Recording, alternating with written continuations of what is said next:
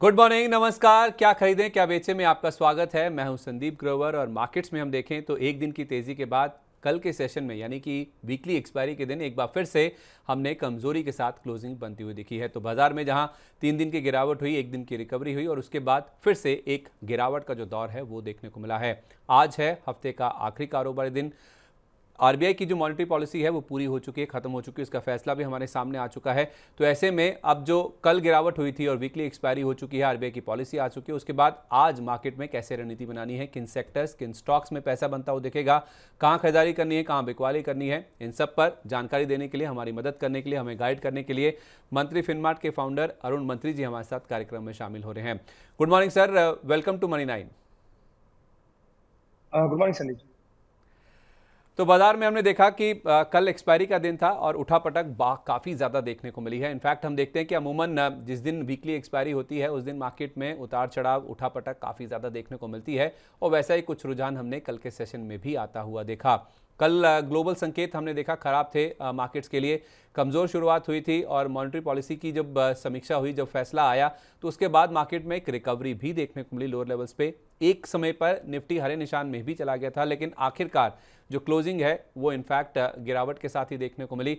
Nifty की जहां तक बात है तो हमने देखा 180 अंकों की गिरावट के साथ सेंसेक्स ऑलमोस्ट 600 अंक गिरकर बंद हुआ, लेकिन बैंक निफ्टी में हल्की पॉजिटिविटी 37 अंकों के आसपास की मजबूती के साथ हमने देखा कल के सेशन की क्लोजिंग होती हुई नजर आई भी है। जैसे मैंने कहा, दिन के दौरान निफ्टी एक समय हरे निशान में भी चला गया था। 24,340 का जो लेवल है वो इंटरडे में निफ्टी ने छुआ था, यानी कि हम 24,300 का लेवल भी पार कर गए थे, लेकिन क्लोजिंग वहां से करीब करीब 225 अंक नीचे होती हुई नजर आई। इसी तरह सेंसेक्स में 79,600 का लेवल भी पार हो गया था, लेकिन हायर लेवल से 740 अंकों की गिरावट के साथ सेंसेक्स में हायर लेवल से हमने देखा क्लोजिंग बनती हुई दिखी है। बैंक निफ्टी की जहां तक बात है तो भले ही 37 पॉइंट के आसपास की गेंस देखने को मिले, लेकिन दिन के दौरान हमने देखा 50,440 का जो हाई है वो बना था और वहां से करीब करीब 300 अंकों की गिरावट लेकर बैंक निफ्टी में भी क्लोजिंग होती हुई नजर आई। तो जैसा एक्सपेक्टेड है वीकली एक्सपायरी के दिन काफ़ी ज़्यादा उठापटक होती है और वैसे कुछ रुझान देखने को मिला भी। और कल इनफैक्ट एक्सपायरी की तैयारी कराने के लिए हमारे साथ डॉक्टर रवि सिंह जुड़े थे और उन्होंने हमें एक हीरो जीरो स्ट्रैटेजी भी दी थी और वो कमाल की रही है। 10 रुपये के आसपास उन्होंने कहा था 24,450 का कॉल ले लीजिए, इसमें ज़बरदस्त एक्शन बन सकता है और वैसा बना भी। और इनफैक्ट उन्होंने ये भी कहा था कि आप 24,280 के नीचे 24,350 का पुट ले लीजिए 90-92 के आसपास। यहाँ पे भी लोगों ने काफ़ी जमकर पैसा बनाया है। तो जैसा हमने आपको बताया, आपने उसके ऊपर काफ़ी अच्छा कमाया भी है। अब आज कैसे ट्रेड करना है सर? निफ्टी में जैसे हमने देखा कि अमूमन एक्सपायरी के दिन काफ़ी ज़्यादा उठापटक देखने को मिलती भी है। आज हफ्ते का आखिरी कारोबारी दिन है। कल हम कमजोरी के साथ बंद हुए हैं, कोई उम्मीद है आज रिकवरी की, पॉजिटिविटी की?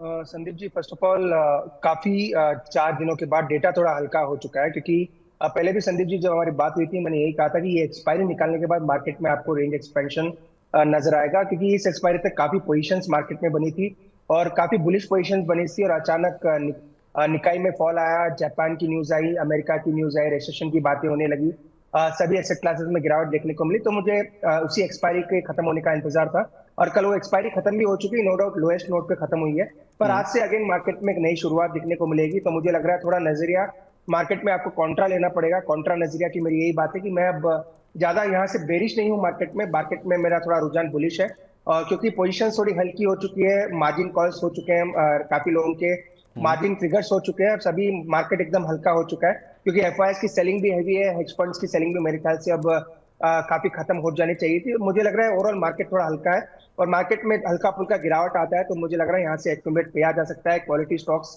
काफी अच्छा कर सकते हैं। ट्रेडर्स के लिए अगेन संदीप जी काफी डिफिकल्ट डे, एक और दिन हो सकता है। 23,900 23,850 जब तक ये होल्ड कर रहा है आपको निफ्टी में बाई साइड रहना है, सेल की कोई राय अभी निफ्टी में नहीं है। 23,900 के अगर नीचे जाता है मार्केट तो मार्केट में एक थोड़ा सेल ऑफ ज्यादा बढ़ता हुआ नजर आ सकता है।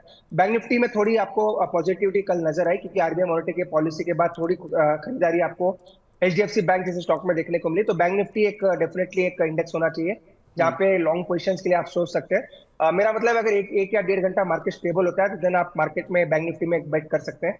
तो ओवरऑल मुझे लग रहा है मार्केट थोड़ा हल्का है और पॉजिटिव न्यूज का इंतजार है। थोड़ी भी पॉजिटिविटी ग्लोबल मार्केट से सपोर्ट करती है, फंड सपोर्ट करते हैं, क्योंकि मिड कैप्स ऑलरेडी काफी अच्छा कर रहे हैं। तो मुझे लग रहा है ओवरऑल मार्केट भी अच्छा करना चाहिए। स्टॉप लॉसेस जरूर ध्यान रखें, 23,850 23,900 जब तक निफ्टी ये होल्ड कर रहा है आपको बाई साइड निफ्टी में रहना है। ठीक है, तो 23,900 का अगर स्टॉप लॉस रखे कोई खरीदता है सर निफ्टी में, तो क्या टारगेट्स हो सकते हैं? देखिए संदीप जी, एक रेंज आपको आपने देखी होगी, 24,300 के ऊपर मार्केट नहीं जा रहा है। 24,250 तो 24,250, 24,300, तो ये पहले टारगेट्स रहेंगे। उसके ऊपर निकलेगा तो 24,450 तक के टारगेट बनेंगे। तो मुझे लग रहा है रेंज एक्सपेंशन हो सकता है। अगेन 10% प्रोबेबिलिटी ये भी है कि दोनों साइड रेंज एक्सपेंशन हो सकता है, अगर वो बेयरिश साइड हो या बुलिश साइड हो। पर रेंज एक्सपेंशन मुझे लग रहा है आज के सेशन में होगा या फिर मंडे के सेशन में आपको ज्यादातर देखने को मिलता है। तो रेंज एक्सपेंशन के लिए तैयार हैं, और जिस साइड मार्केट जाता है उस साइड ही अपने ट्रेडिंग पोजीशंस रखें। इन्वेस्टर्स के लिए कोई दिक्कत नहीं है, गिरावट आती है तो इन्वेस्टर्स डेफिनेटली एक्यूमुलेट कर सकते हैं अच्छे क्वालिटी स्टॉक। पर ट्रेडर्स को क्लियरली ध्यान रखना है मार्केट डायरेक्शन जिस तरफ जा रहा है, क्योंकि आज नहीं तो मंडे दोनों में से एक दिन आपको एक रेंज एक्सपेंशन देखने को मिलेगा, तो उसी साइड आपकी पोजीशंस होनी चाहिए। ठीक है, तो रेंज एक्सपेंशन के लिए आप तैयार हो जाइए, क्योंकि बहुत सारी जो पोजीशंस है मार्केट में हल्की हो चुकी हैं, लाइट हो चुकी हैं, चाहे वो विदेशी निवेशकों की हो या वैसे भी कॉल या पुट राइटर्स की हो, या कॉल खरीदने या पुट खरीदने वालों की बात हो। तो इस वीकली एक्सपायरी में मार्केट में काफ़ी ज़्यादा हल्कापन आता हुआ दिखा है, और अब यहाँ से हो सकता है कि शायद 23,900 अगर नहीं टूटता है तो ऊपर में 24,250, 24,400 तक के जो लेवल्स हैं वो भी निफ्टी में देखने को मिल सकते हैं। बैंक निफ्टी की आपने बात करी सर, बैंक निफ्टी में एचडीएफसी बैंक बड़ा कॉन्ट्रीब्यूटर था, जैसे आप हाईलाइट कर भी रहे थे।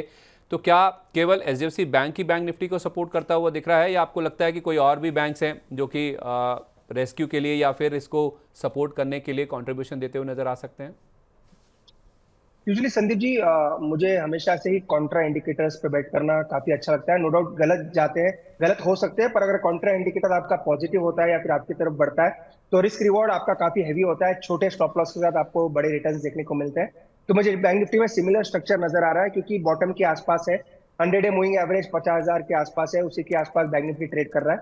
तो 49,700, 49,800 एक स्ट्रॉन्ग सपोर्ट है। तो यहाँ से मुझे लग रहा है बैंक निफ्टी में थोड़ा उछाल देखने को मिल सकता है। HDFC bank definitely front seat पे है, पर आईसीआईसीआई बैंक, इवन एसबीआई सभी अपने सपोर्ट के आसपास आ चुके हैं।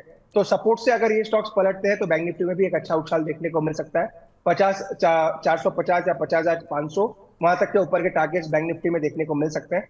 थोड़ा गिरावट आती है 50,000 के नीचे अगर बैंक निफ्टी मिलता है किसी भी वजह से, तो आपको एक कॉन्ट्राबेट जरूर लेना चाहिए 49,700 के स्टॉप लॉस के साथ। 49,700 का आपको स्टॉप लॉस रखना चाहिए। 50,000 के नीचे अगर बैंक निफ्टी मिले तो आपको कॉन्ट्रा कॉल लेना चाहिए, यहाँ पे खरीदारी करके चलना चाहिए। 50,400, 50,500 तक के जो लेवल्स हैं वो बैंक निफ्टी में देखने को मिल सकते हैं। एचडीएफसी बैंक एक बड़ा कॉन्ट्रीब्यूटर बैंक निफ्टी में हो सकता है, आने वाले दिनों में आता हुआ दिखे। अगर हम सेक्टोरल इंडाइसिस की बात करें तो कल के सेशन में हेल्थ केयर फार्मा ये दूसरा या तीसरा दिन था जब हमने देखा कि लगातार हेल्थ केयर फार्मा में खरीदारी होती हुई नजर आई। इसके अलावा कुछ और सेक्टर्स की अगर आप बात करें तो उसमें मीडिया और जो प्राइवेट बैंक्स हैं उसमें एचडीएफसी एक्सिस का बड़ा हाथ है। इंडसइंड बैंक भी पॉजिटिव बंद हुआ था, लेकिन मेटल, आईटी, पीएसयू, एनर्जी और उसके साथ साथ तेल गैस, ये कुछ ऐसे सेक्टोरल इंडेक्स हैं जिनमें काफ़ी ज़्यादा पिटाई होती हुई नजर आई है। निफ्टी के 38 शेयर लाल निशान में बंद हुए, केवल 12 शेयर ऐसे थे जो कि हरे निशान या तो फिर पॉजिटिविटी के साथ बंद होने में कामयाब रहे, क्योंकि 180 पॉइंट का हमने फॉल नेट लेवल पर क्लोजिंग बेसिस पे निफ्टी पे बनता हुआ देखा है।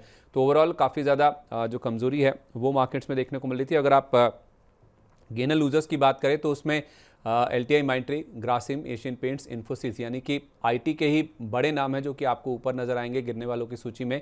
इसमें रिलायंस का हाथ भी था, आईसीआईसीआई बैंक भी था जो कि कमज़ोर बंद हुआ। लेकिन ओवरऑल अगर आप गेनर्स की बात करें जो कि मार्केट को सपोर्ट कर रहे थे या निफ्टी को सपोर्ट कर रहे थे, उसमें टाटा मोटर्स था, एचडीएफसी लाइफ था, एसबीआई लाइफ था। ये दोनों, एचडीएफसी लाइफ और एसबीआई लाइफ परसों गिरे थे, लेकिन कल के सेशन में मजबूती आती हुई दिखी। और एचडीएफसी बैंक जो निफ्टी बैंक को सपोर्ट कर रहा था, इसके साथ साथ निफ्टी में भी इसका कॉन्ट्रीब्यूशन आप कह सकते हैं पॉजिटिव साइड पे कल के सेशन में हमने बनता हुआ देखा भी है। तो हेल्थ केयर, फार्मा और उसके साथ साथ सर निजी बैंक का, जैसे हमने एचडीएफसी बैंक की बात करी भी है, इनमें अगर किसी को खरीदारी करनी है या आपको लगता है कि अभी भी मौके हैं, तो वो कौन से स्टॉक हो सकते हैं सर? सिप्ला, डॉक्टर रेड्डीज, सन फार्मा, एस्ट्राजेनेका, ये कल के सेशन में भी काफी एक्टिव थे। संदीप जी, वैसे अगर फार्मा तो अपने ड्रीम रन में है, काफी दिनों से फार्मा में अच्छी खरीदारी भी देखने को मिल रही है। तो जाइडस लाइफ मुझे लग रहा है ये काफी अच्छा चार्ट है, इसका ओवरऑल पॉजिटिविटी भी नजर आ रही है। तो पहले पहले भी मैंने एक दो बार स्टॉक को रिकमेंड किया था, वहां से काफी अच्छा उछाल भी देखने को मिला है। तो जायडस लाइफ पे जरूर ध्यान रखिए, 1280 के आसपास चल रहा है। हल्का फुल्का गिरावट आता है तो बाय करके चल सकते हैं, 1250 का स्टॉप लॉस जरूर लगाए। ओवरऑल मुझे लग रहा है फार्मा और हेल्थ केयर स्पेस दोनों ही अच्छे करने चाहिए। जहां तक मीडिया की बात है, मुझे लग रहा है सन टीवी में एक अच्छा रुझान देखने को मिल रहा है। ऑलमोस्ट इसका चार्ट जो है फ्लैट टाइप का ब्रैकेट ओवरऑल पैटर्न भी बना रहा है, और यहाँ से मुझे लग रहा है 940 तक सन टीवी भी जा सकता है। तो 880 882 के पास मिलता है तो सन टीवी भी बाय करके चल सकते हैं, 868 का स्टॉप लॉस लगाए। 940 तक मुझे लग रहा है सन टीवी में भी एक चाल देखने को मिल सकती है। तो जैसा कि आपने शुरू में कहा, फार्मा या हेल्थ केयर दोनों में अच्छी खरीदारी है, तो दोनों में से ये दोनों स्टॉक्स आप मान के चल सकते हैं, यहाँ से 2 से 3 दिन में अच्छा परफॉर्मेंस दिखा सकते हैं। अच्छा, फार्मा के अलावा सर हेल्थ केयर में खासकर जो हॉस्पिटल चेन्स हैं उनके नंबर्स भी काफ़ी स्ट्रांग आए हैं। फोर्टिस के नंबर हाल फिलहाल ही आए थे, नंबर्स बहुत ही स्ट्रांग आते हुए दिखे जहाँ तक ये हॉस्पिटल चेन्स की जहाँ तक बात है। तो कोई ऐसा हेल्थ केयर स्पेस में कोई नाम जो कि आपको पसंद हो? संदीप जी, मुझे रेनबो हॉस्पिटल्स अच्छा लगता है, क्योंकि एक बड़ा करेक्शन आ चुका है, एक अच्छा बेस भी स्टॉक में बन चुका है। अपोलो हॉस्पिटल का स्ट्रक्चर भी अच्छा है, पर आज काफी ब्रूटल सेलिंग उसमें देखने को मिली, इसीलिए उसको एक बार का अवॉइड करना बेटर रहेगा। पर रेनबो का एक स्ट्रक्चर काफी अच्छा है, अच्छा बॉटम भी बन चुका है। तो अगर कॉन्ट्रा किसी को बेट लेना है तो 1170 के स्टॉप लॉस के साथ रेनबो को बाय करके चले। 1270 1290 तक के ऊपर में टारगेट मिल सकते हैं। पर मुझे लग रहा है अगर आपको ड्राइविंग सीट में रहना है मार्केट का, अगर आपको पॉजिटिवनेस रखना है, तो बेटर है बैंकिंग स्टॉक्स पे बेट करें, प्राइवेट बैंक्स और oil and gas sector. Oil and gas और प्राइवेट बैंक्स, ये दो सेक्टर लीड करके चल सकते हैं। अगर किसी को प्योरली हेल्थ केयर में जाना है तो रेनबो मुझे लग रहा है यहाँ से काफी अच्छा कर सकता है। ओके सर, आपने प्राइवेट बैंक्स की बात करी, उस पर तो हम डिस्कशन कर ही चुके हैं। और ऑयल एंड गैस मेरा इनफैक्ट अगला सवाल इसी को लेकर ही था सर, क्योंकि कल जो मुनाफा वसूली हुई है जहाँ पे गिरावट थी, उसमें मेटल एक ऐसा नाम है जो कि हम देख रहे हैं कि जब जब बाजार में गिरावट आती है तो यही उसे लीड करता हुआ नजर आता है। क्योंकि रिसेशन, मंदी, जहाँ पे ये वर्ड आते हैं, जैसे ही बाजार में इस चीज़ की दस्तक होती है, मेटल स्टॉक्स पहले गिर जाते हैं। चाहे वो चाइना में रिसेशन की बात हो, यूएस में रिसेशन की बात हो, मेटल में पहले कमजोरी आ जाती है। और उसके साथ साथ तेल गैस जो कि काफ़ी दिनों से मजबूत था, कल यहाँ पे भी एक प्रॉफिट बुकिंग के जो संकेत है वो आते हुए दिखे हैं। तो क्या केवल ये एक मुनाफा वसूली है, या आपको लगता है कि ये गिरावट एक खरीदारी करने का मौका है? संदीप जी, आपने सही कहा, मेटल्स तो clear cut secular down trend में जा चुके हैं और यहाँ से ऊपर जाने में थोड़ा टाइम लगेगा। तो इन्वेस्टर्स के लिए तो एक्सीलेंट अपॉर्चुनिटी है, पर ट्रेडिंग आपको डेफिनेटली मेटल स्टॉक्स में अवॉइड करें, specifically on the by side, क्योंकि रिजल्ट्स भी आप कह सकते हैं इनलाइन या थोड़े बहुत निराशाजनक ही आए हैं, और मेटल में ओवरऑल प्राइसेस भी नीचे आए।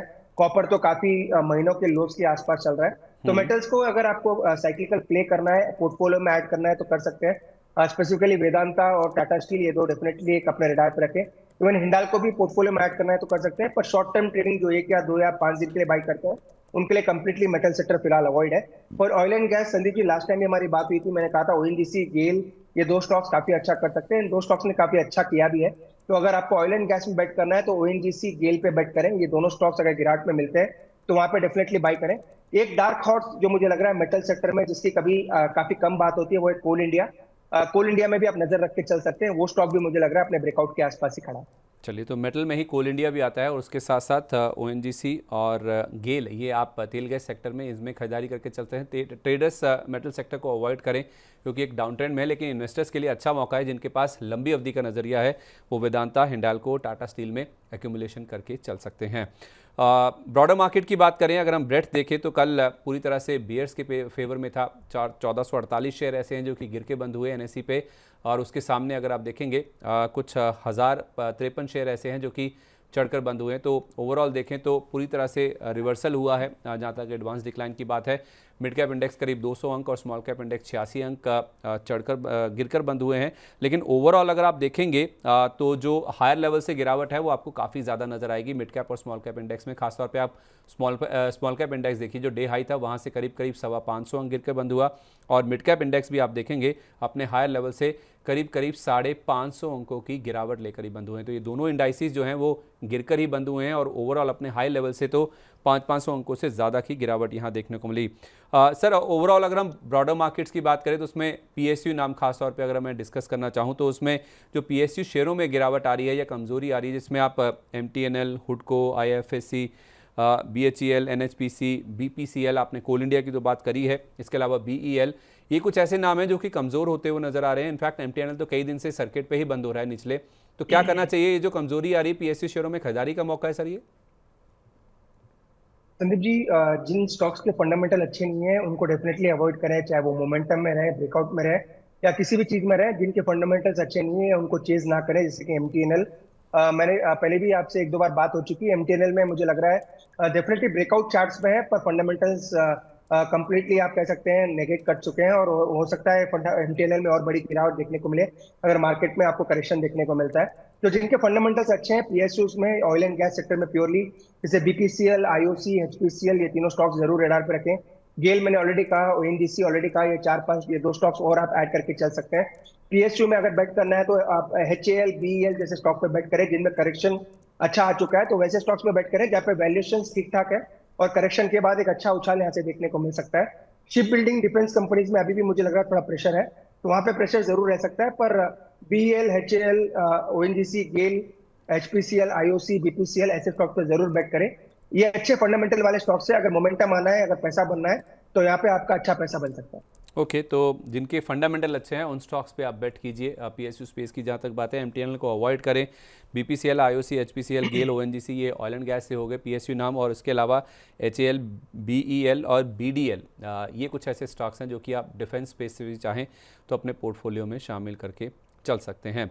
चलिए अब आज के सेशन की तैयारी करते हैं। हम अगले पड़ाव की ओर चलते हैं। हमारे शो का जो दूसरा हिस्सा है, दूसरा सेगमेंट है, उसकी ओर बढ़ते हैं। और आरबीआई की पॉलिसी सर हमने कल देख ली, बैंक निफ्टी की बातचीत भी हमने कर ली।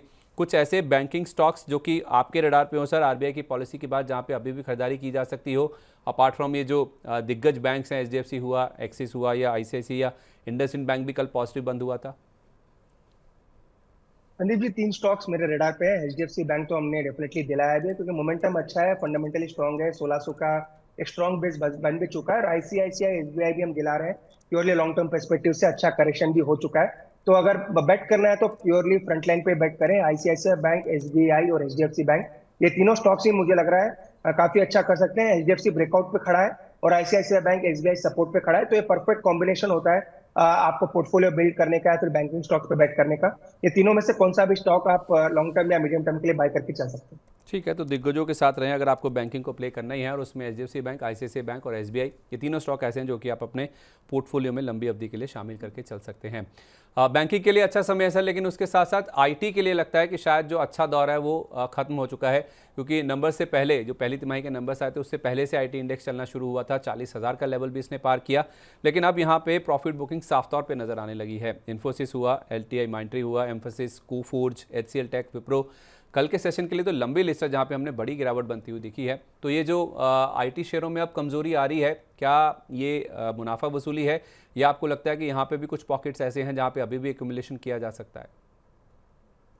संदीप जी, एक ही स्टॉक मुझे पसंद है, वैसे तो तीन चार स्टॉक पसंद है, पर अगर इस सिनेरियो में बाई करना है तो टीसीएस पे जरूर नजर रखें। डेफिनेटली यूएस में रिसेशन की बात चल रही है, अगर यूएस में रिसेशन की बात चलती है तो ये आप कह सकते हैं, आप एनीबडीज गेस रहेगा कि आईटी स्टॉक्स नहीं चलेंगे, क्योंकि इनका मेजर रेवेन्यू आपको यूएस के वहीं से आता है।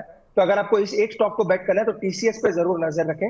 टीसीएस में अच्छा करेक्शन हो भी चुका है, हो सकता है 1-2% और गिर जाए, पर यहाँ से भी अगर स्टॉक 4100 के नीचे या 4000 के आसपास मिलता है तो एक्सेलेंट अपॉर्चुनिटी रहेगी स्टॉक को बाई करने के लिए, क्योंकि इसकी जो ओवरऑल रन थी वो 4000 से शुरू हुई थी, 4400 तक स्टॉक जाके आया था।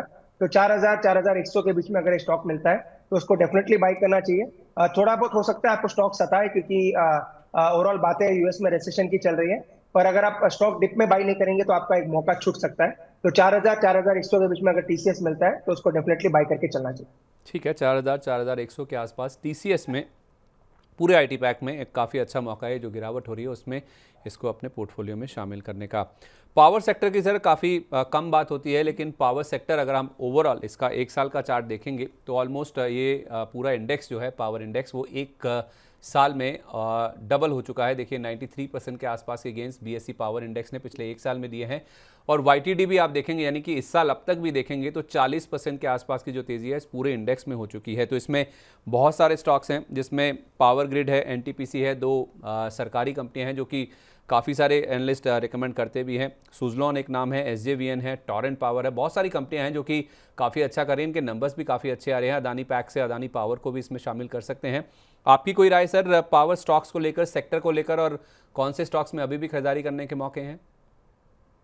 Sandeep ji, power grid, NTPC, आपने सही कहा, ये दोनों स्टॉक्स तो रेडार पे ही है। टाटा पावर में भी करेक्शन हो चुका है, तो टाटा पावर को भी आप जरूर रेडार पे रखें, वो भी एक स्टॉक मुझे लग रहा है काफी अच्छा कर सकता है। रिजल्ट डेफिनेटली अच्छा है, पर पोजिशनिंग जो थी रिजल्ट के पहले काफी बुलिश पोजिशन बन चुकी थी, तो उसी का लिक्विडेशन देखने को मिल रहा है। तो एनटीपीसी, पावर ग्रिड और टाटा पावर, ये तीनों पे नजर रख के चले। तीनों काफी अच्छा कर सकते हैं और इस लेवल पे इनको बाय करके भी चल सकते हैं। ठीक है, एनटीपीसी, पावर ग्रिड और उसके साथ साथ टाटा पावर, इनमें पावर सेक्टर में आप खरीदारी करके चल सकते हैं। सर, हमने पीएसयूज़ की बात करी, आपने एचएएल बीडीएल की बात तो ऑलरेडी कर भी ली है, लेकिन मैं आपसे ओवरऑल जिस तरह का पूरा सिनेरियो बन रहा है, चाहे वो डिफेंस की बात हो, चाहे वो रेलवे स्टॉक्स की बात हो, क्योंकि छोटे जो निवेशक हैं, रिटेल निवेशक हैं, उनका बहुत ज़्यादा इंटरेस्ट है जहाँ तक डिफेंस और रेलवे स्टॉक्स की बात है। तो इन शेयरों में कैसे रणनीति बनानी चाहिए, क्योंकि स्पेशली अगर हम आरवीएनएल की बात करें तो कल इसके नंबर्स आए थे, नंबर्स के बाद एक गिरता हुआ दिखा था। एचएएल बीडीएल तो आपने टच कर ही दिया है, इसके अलावा जो गार्डन रीच है, कोचिन शिपयार्ड है, राइट्स है, एयरकॉन है, या फिर जुपिटर वैगन्स हुआ, इन स्टॉक्स में आपकी क्या राय है सर? संदीप जी, काफी दिनों से ही मैं कह रहा था कि रेलवे के जो पीएसयूज हैं उनसे थोड़ा दूर रहें, क्योंकि वहां पे अनाउंसमेंट्स नहीं आए और एक्सपेक्टेशन ज्यादा काफी बन चुकी थी, और वहीं से करेक्शन भी देखने को मिल रहा है। No doubt RVNL one of my favourite stock है, क्योंकि स्टॉक में ओवरऑल फंडामेंटल्स काफी स्ट्रांग है, ऑर्डर फ्लो काफी अच्छे, रिजल्ट्स डेफिनेटली वीक आए हैं और ओवरऑल मार्केट एक्सपेक्टेशन से कम आए। पर अगर किसी को बाई करना है तो आरवीएनएल करेक्शन पे कर सकते हैं, वो टेक्निकली उसका चार्ट भी अच्छा है, फंडामेंटली स्टॉक भी काफी डिसेंट नजर आ रहा है, तो आरवीएनएल को डेफिनेटली बाई करें। इरकॉन, आईआरएफसी, सभी स्टॉक साइडवेज है, कोई बड़ा उछाल मुझे नजर नहीं आता है।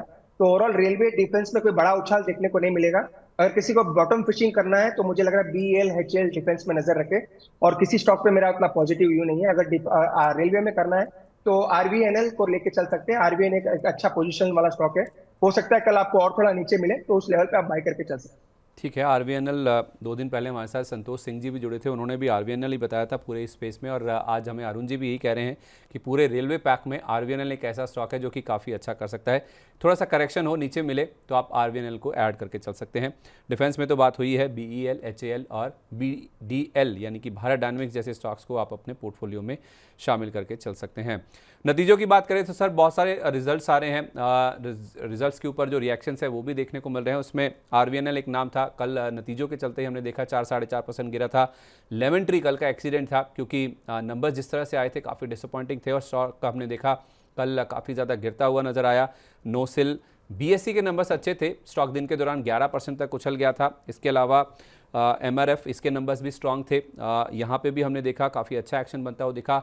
आईटीडी सीमेंट में स्ट्रांग मूव था, पीसीबीएल में मूव अच्छा था। मयूर यूनिकोटर्स के नंबर्स बाजार बंद होने के बाद आए, यहाँ पे बायबैक का ट्रिगर भी है, और गार्डन रीच के नंबर्स भी ठीक ठाक थे, लेकिन स्टॉक्स ज़्यादा रिएक्ट करता हुआ नहीं आया था नज़र।